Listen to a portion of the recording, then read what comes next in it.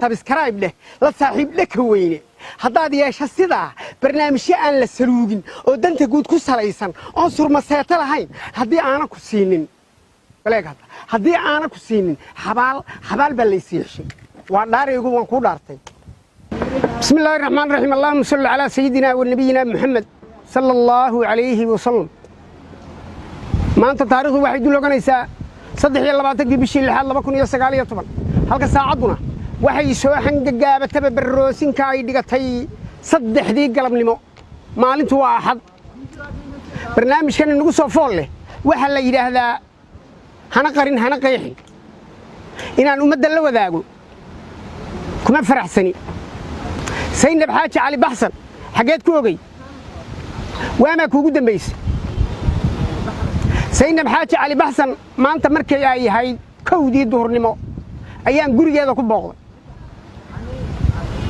Saynab Xaaji Cali Baxsan mariil dhul yaala ma aha laakiin waxa haya da aan cidi daweyn kari Saynab Xaaji Cali Baxsan waxay ku dhalatay magaalada la yiraahdo Fiiq ee ka tirsan wadanka Soomaaliyeed ee Itoobiya gacanta ku haysato sanadka ay dhalatay Saynab Xaaji Cali Baxsan wuxuu ahaa 1932 حاجات وحي انت كدنبيي Saynab Xaaji Cali Baxsan waxay tagtay diridhaba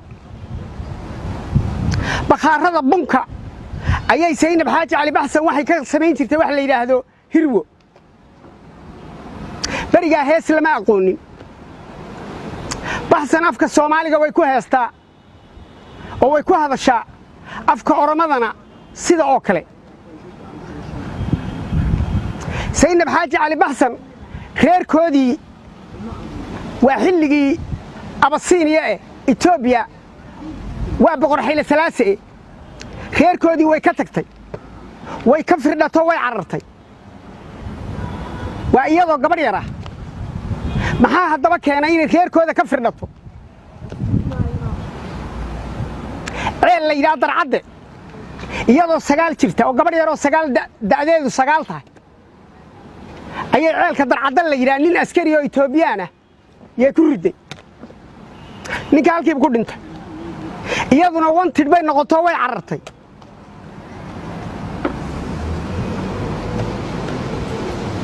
isku soo wada duubo muddo dheer ka bacdi 1948 ayay Saynab Xaaji Cali Baxsan waxay ka heshay shaqo radio Addis Ababa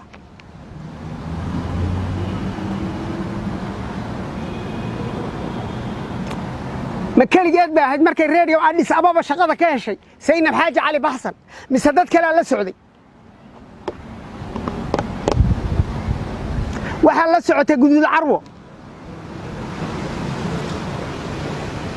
waxa kale oo la socday nin la yiraahdo Maxamed Xuseen Giire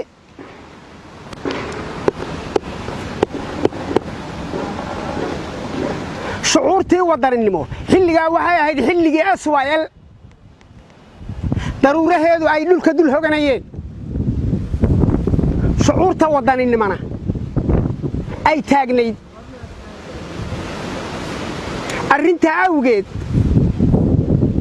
yaa 1952 Saynab Xaaji Cali Baxsan iyo guduud carwo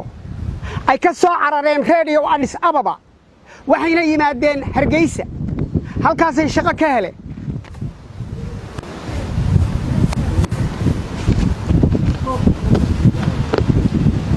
maanta markii aan Saynab gurigeeda ugu tagay sida aad ka aragtaan muuqaalka idin muuqanaya Saynab waxay dul saaran tahay gaari gacan waxaan isku dayay anigoo codka dheeraynaya dhegtana u saaraya maama saynabey may garanaysaa kumaa tahay bay tidhi saynab waxaan idhi waxaan ahay amiin saxane saxana haaraan ma garanaysaa saaxiibkaa saxana haaraan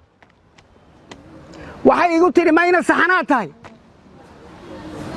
muddo dheer ka bacdi markaan ku celceliyey yay tidhi mayna saxanaa tahay haa baan idhi ma abwaandhiiranaa tahay haa intaa wax kale waa iigu dari kari weyde saynab xaaji cali baxsan qof aan waraysi ka qaadi karaya ma ahayn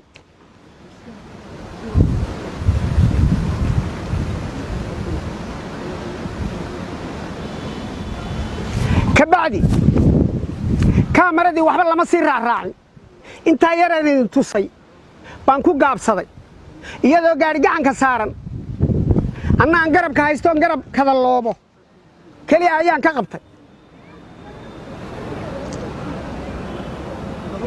caafimaadkeedu wuu roon yahay laakiin bal adiguba qiyaas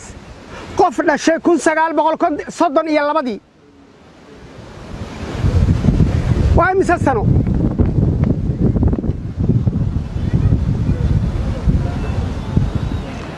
saynab xaaji cali baxsan taariikhdeeda ma soo koobi karo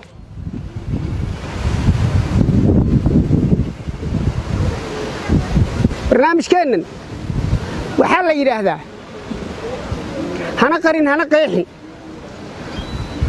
inta kan ku lamida aynu ku kulmi doonno idamka ilaahay waxaan dhammaantiin idinkaga tegayaa bal hees ka mida heesihii ay qaadi jirtay saynab xaaji cali baxsan welibana hadday kaaga roon tahay waa heesaha waddaniga ee xag jira bal hadda waa kane ila yar dhegaysta